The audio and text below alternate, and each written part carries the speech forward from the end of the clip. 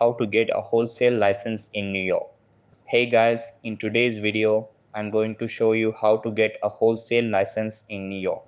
So, if you're planning to start a wholesale business, this video is for you.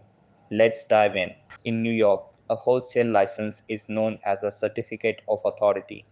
This certificate allows you to buy products tax-free for resale and sell wholesale to other businesses. First, register your business with the New York Department of State. You'll also need to get a federal employer identification number FAME if you have employees or if you're running an LLC, partnership, or corporation. Now, you'll need to apply for a certificate of authority from the New York State Department of Taxation and Finance. You can apply online through the New York Business Express website.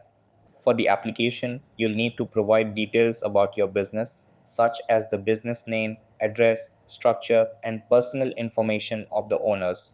If your business has employees, make sure to include your FAME. Once all the details are in place, submit your application for the Certificate of Authority online. It's free, but make sure all the information is accurate. After your application is processed, you'll receive your Certificate of Authority.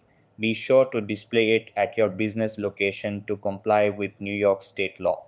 When you purchase goods for resale, give your suppliers a New York Resale Certificate form sent 120.